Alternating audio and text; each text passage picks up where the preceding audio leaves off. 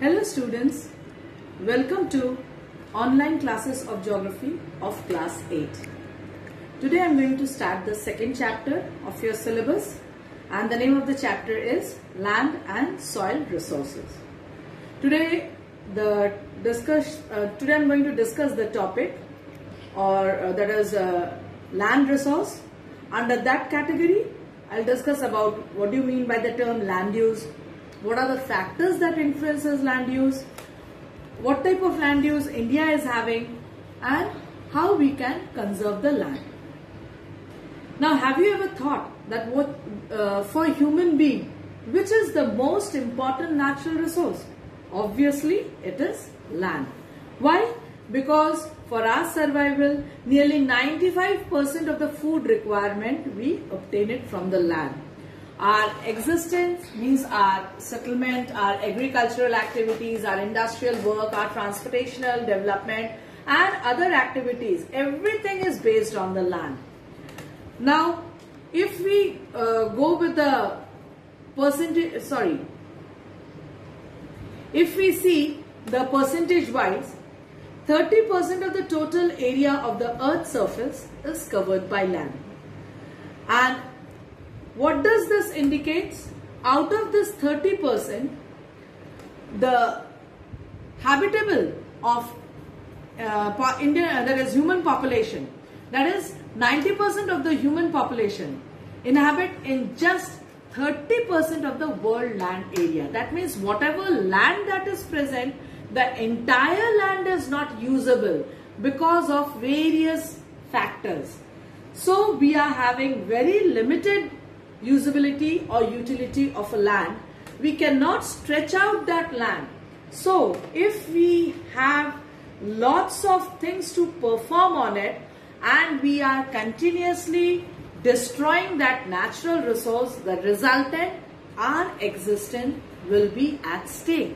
So we have to be very much rational and judicious to use the land in a better way. So next comes the definition of land use. Land use means the land that is put both by man and nature for its use is termed as land use. Now the proportion of land put to a particular use and its distribution over an area over the land is known as land use pattern. What is it? Just think of our India map. Can we get a help of the India map? Just I'm going to explain it with the help of India map. That which type of the land use is present in our country, in which parts of our states or which part of our country. Now if we see this northern stretch of our country, this entirely, it is a mountainous tract. So when it is a mountainous tract, that means we will get lots of perennial water. Next, this area, it is what? Peninsula region, Deccan Plateau. It is the storehouse of the mineral. This entire part is the plain area. So what is it? We can get the agricultural part.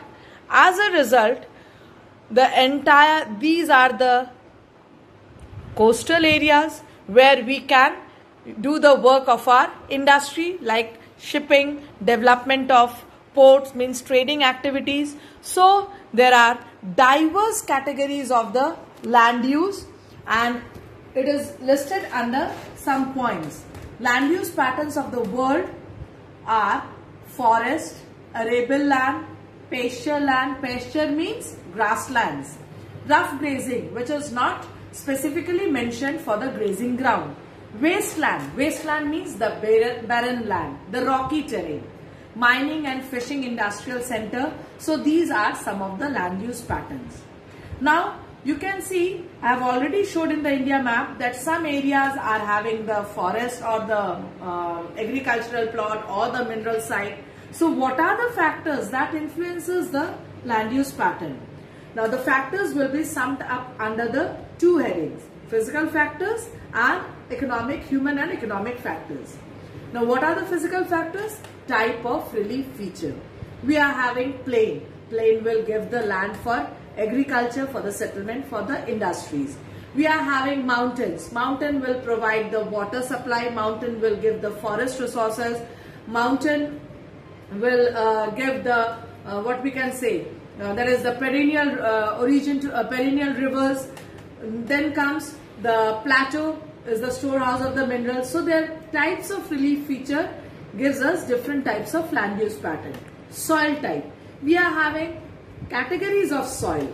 Soil can be fertile, soil can be sterile, soil can be red, soil can be black, soil can be yellow, soil can be grey. So on this basis, the fertility also varies. So according to the fertility of the soil, according to the nature of the soil, the utilization of the land varies. Climatic condition. If we see, the northwestern part of our country is totally a desert, an arid area, arid climatic condition. Over there, the use of land cannot be there for agriculture, but it can be there because it is an arid area. It can use for extraction of salts. And if we move to the northeastern part, the area is extremely heavy rainfall regime. So there we can get water, there we can get the forest reserves. So there the climatic condition also identifies the land use pattern. Natural vegetation. I just linked up with the same thing in the climatic condition. And lastly, availability of the fresh water. All the river banks are very rich in agricultural side. Why? Because easy availability of the fresh water.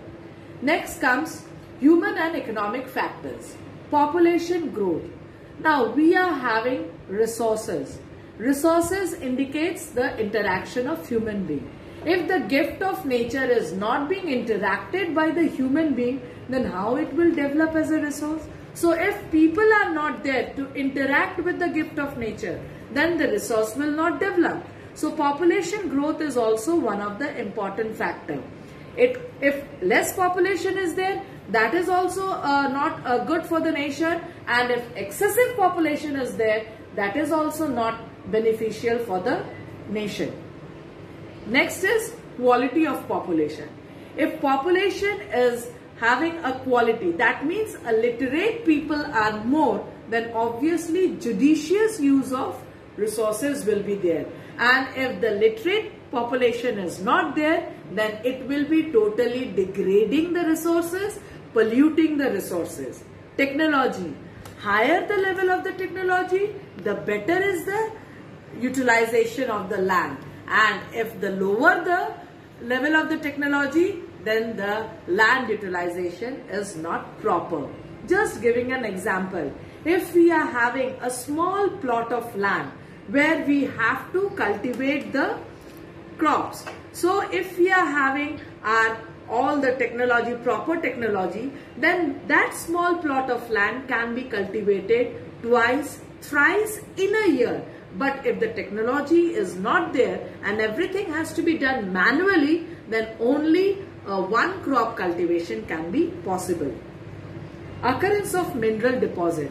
If the areas are the storehouse of the minerals, then over there the mining activity will be prominent. That is one type of land use. Then it will lead to industrial development. That is also another type of land use. And lastly, crop combination. Now, if a small plot of land is there and we have to support a large people for the food requirement, so we will just do the crop rotation activity, that is crop combination. In this way, the factors continuously influence the land utilization as well as the level of development. Higher the level of development, better is the utilization of land. Poor the level of development, lacking that is degrading the quality of the land. Now, if we see the land use in India, now we all know our country India is basically a rural based country and an agricultural country. So what does this indicate? A large percentage of area is under cultivation. The forest cover has to be 1/3 of it, which is not according to the desired percentage. That is 33%. According to the National Forest Policy of India, 33% of our land should be under the forest cover, which is not there. So we have to increase it, otherwise there will be totally disturbance of the environment or ecological imbalance. Now next, manufacturing industries are also having a limited regions of it in India, and the pasture grounds are also not according to the livestock that we are having. So these are the percentage, or what we can say, the categories of the land that is used in our country. Now, as we are using the land continuously, so there is a need to conserve the land. Why? Because we are degrading its quality, because the population is increasing. So what is the resultant? We are grabbing out the farmlands and we are constructing our settlements, or we are doing the work of industry.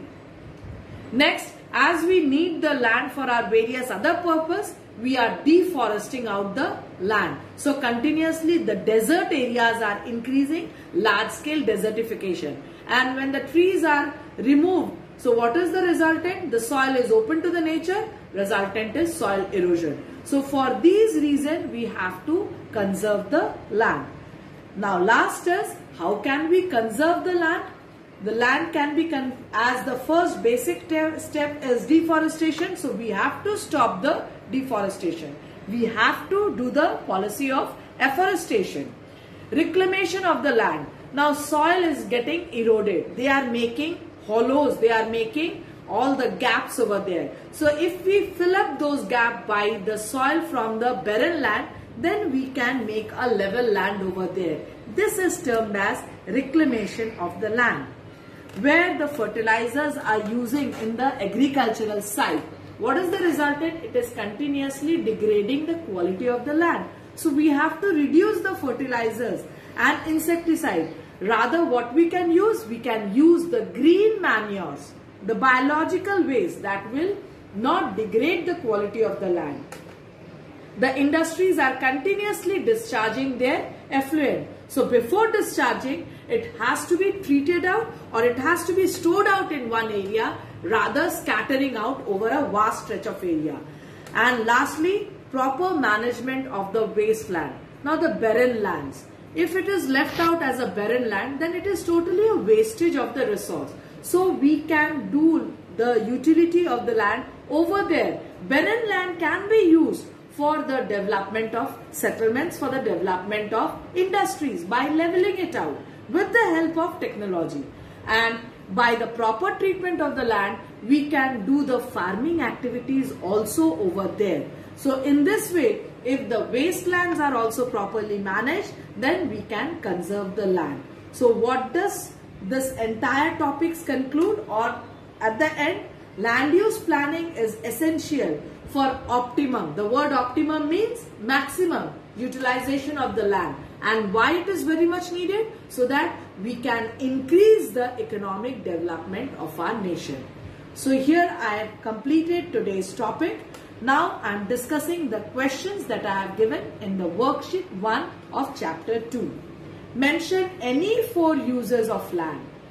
Land is used for agriculture, land is used for settlement, land is used for industries, land is used for transportational activities. So 4 uses of land. Why does the land use pattern vary from time to time and place to place? Now continuously from time to time the development is also increasing. As a result, when the more development, the land use pattern will change. And from place to place, the plain land will have a different type of land use pattern. The mountainous areas will have a different type of land use pattern. The plateau region will have a different types of land use pattern. So from place to place, the land use pattern varies. And from time to time also the land use pattern varies. When population is less, the land use pattern is comparatively more for other activities compared to the settlement. And when the population is increasing, the more land is used for settlement purpose, and gradually the farm lands are reducing. So in this way, time to time also the the land use pattern is changing. Which relief features support more people and why? So just it's a bit of your common sense, I have already discussed 3 relief features: plain, mountain, plateau. So just find out which relief feature will attract more people and what is the reason behind it. Now the last one. Explain with suitable example how economic and human factors determines the type of land use. I explained all the factors. You just again listen to those explanations and try to write your own answer. Thank you for following the class.